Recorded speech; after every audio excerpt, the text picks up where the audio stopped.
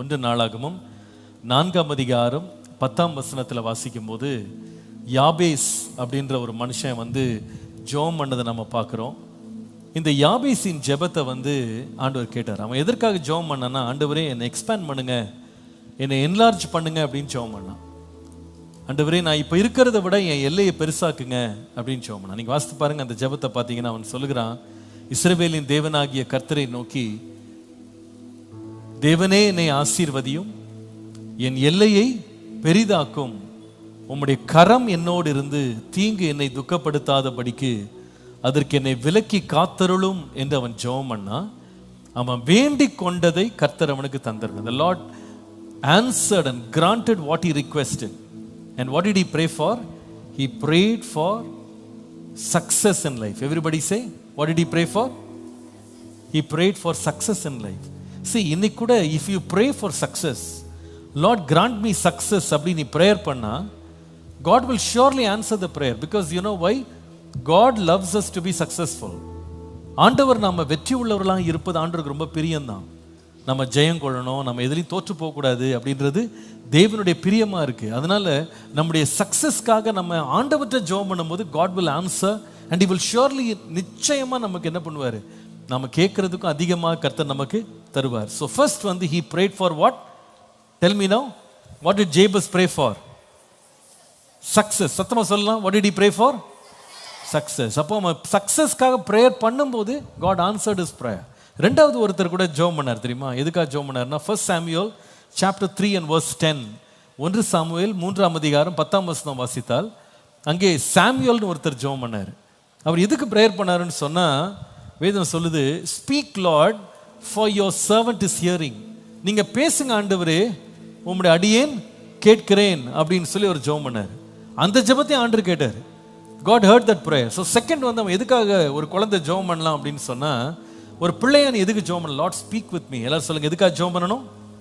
Lord speak with me. எல்லாரும் சொல்லுங்க, சத்தமா வாய் திறந்து சொல்லுங்க, லார்ட் ஸ்பீக் வித் மீ. என்னோட பேசுங்க ஆண்டவரே. நீங்க என்னோட பேசுங்க, நீங்க கேட்டா ஆண்டவர் நிச்சயமா உங்க ஜெபத்துக்கு என்ன பண்ணுவார்னா பதில் கொடுப்பார். He will speak with you. நம்முடைய வாழ்க்கையில நம்ம செய்ய வேண்டிய காரியங்களை நம்ம கைட் பண்றதுக்கு அவர் நம்மோடு பேசுவார். வேதம் நமக்கு சொல்லுது, உன்மேல் என் கண்ணை வைத்து நான் உனக்கு ஆலோசனை சொல்லுவேன், நீ நடக்க வேண்டிய வழியை உனக்கு நான் காட்டுவேன் அப்படின்னு ஆண்டவர் சொல்றார். நம்மோட அவர் ஸ்பீக் பண்ற, நம்மோட பேசுற ஒரு ஆண்டவர் வந்து நம்முடைய ஆண்டவராக இருக்கிறார். சில தடவை நீங்க இந்த கூகுள் மேப்ஸ் பார்த்துருக்கீங்களா? எத்தனை பேர் கூகுள் மேப்ஸ் பார்த்துருக்கீங்க? Google maps, okay. அந்த கூகுள் மேப்ஸ்ல ஒரு அட்ரஸ் போட்டோன்னு என்ன பண்ணும்? அது என்ன பண்ண ஆரம்பிக்கும்? பேச ஆரம்பிக்கும் இல்லையா? அது என்ன சொல்லும்? 100 மீட்டர்ஸ் போயிட்டு ரைட் எடுங்க, அதுக்கு இன்னொரு 200 மீட்டர்ஸ் போயிட்டு லெஃப்ட் எடுங்க, அப்படிலாம் டைரக்ட் பண்ணிகிட்டே இருக்கும்ல. அது டைரக்ட் பண்ணும்போது எவ்வளோ ஈஸியாக இருக்குல்ல நமக்கு போகிறதுக்கு. ஆண்டவர் கூட நம்மளை அப்படி பேசி டைரக்ட் பண்ண எவ்வளோ நல்லா இருக்கும். நம்முடைய லைஃப்பில் ஒவ்வொரு ஸ்டேஜ்லேயும் ஆண்டவர் நம்மளை டைரக்ட் பண்ண. So we need to ask God, Lord speak to me and direct my life. என் வாழ்க்கையை நீங்கள் என்னோட பேசி என்னை டைரக்ட் பண்ணுங்க ஆண்டவரே நீ கேட்கும் போது கர்த்தர் உனக்கு டைரக்ட் பண்ணுவார். இந்த வருஷம் ஃபுல்லாக உங்ககிட்ட ஆண்டவர் பேசணும், உன்னோட டைரக்ட் பண்ணணும்னா நீ if you ask him, the Lord will direct your steps. மூணாவது இன்னொருத்தர் கூட ப்ரேயர் பண்ணார். இன்னொரு யங் மேன் கூட ஜெபம் பண்ணார். அவர் யார் தெரியுமா? பைபிளில் சாலமன். சொல்லுங்க, யாரு? Solomon. Do you know what he prayed for? 1 Kings chapter 3 verse 11 to 14. 1 Kings chapter 3 verse 11 to 14. He said, Lord give me wisdom and discernment அப்படின்னு சொல்லி ஆண்டவர்கிட்ட ஜெபம் பண்ணார். So God said, I will make you wise. உன்னை நான் ரொம்ப வயசாக்கிடுவேன். Nobody will be as wise as you. உன்னை போல ஒருத்தர் யாருமே ஞானம் உள்ளவங்க இருக்கவே மாட்டாங்க. அந்த மாதிரி உன்னை நான் ரொம்ப அறிவாளியா மாத்திடுவேன், ஞானம் உள்ளவனா மாத்துவேன் அப்படின்னு அவர் சொன்னார். அவர் வந்து நிறைய பேருக்கு ஜட்ஜ்மெண்ட் வந்து ரொம்ப ஞானமாக கொடுத்தார். எல்லாரும் பார்த்து ஆச்சரியப்பட்டாங்க. இப்போ எதுக்காக ஆண்டவர் வந்து நம்ம ஜெபம் பண்ண எதிர்பார்க்குறாருன்னா, ஃபர்ஸ்ட் சொன்னேன், எதுக்காக நம்ம ஜெபம் பண்ணணும்? Lord make me successful. Who was the one who prayed like that? Jabez. எல்லாரும் சொல்லுங்க, ஜேபஸ் ஜெபம் பண்ணார். லார்ட் மேக் மீ சக்சஸ்ஃபுல் அப்படின்னு ஜெபம் பண்ணாரு. ஆண்டவர் அவரை சக்சஸ்ஃபுல்லா மாத்தினார். ரெண்டாவது ஒருத்தர் ஜெபம் பண்ணார். அவர் யாரு? சாமுவேல். சொல்லுங்க, சாமுவேல் என்ன பிரேயர் பண்ணாரு? Lord speak to me. அவர் சொன்னார், அவர் பிரேயர் பண்ணார். அப்படி Samuel prayed, Lord speak to me.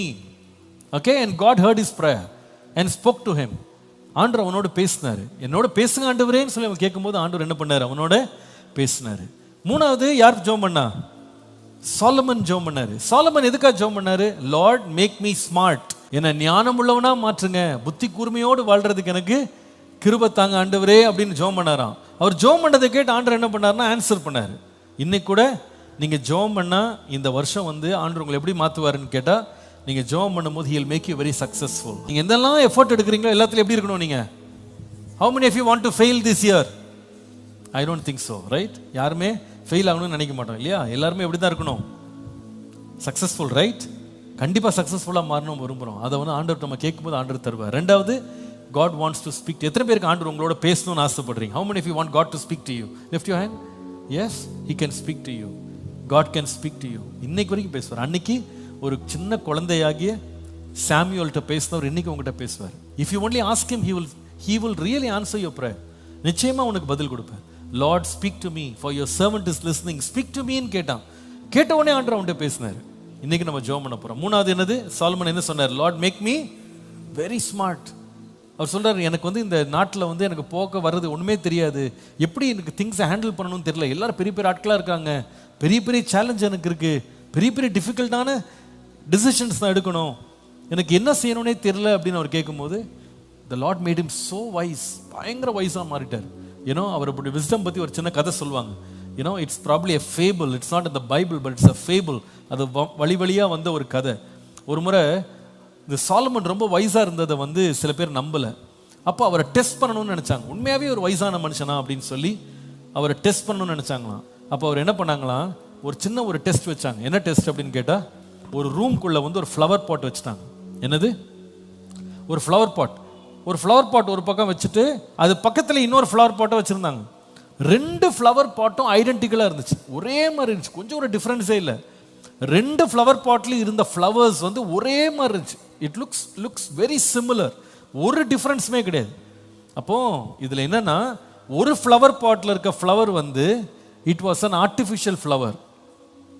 அது நேச்சுரல் கிடையாது, அது ஏதோ ஒரு இவங்களே கையில் செஞ்சது, சரியா? ஆனால் இன்னொரு ஃப்ளவர் என்னது? Natural flower.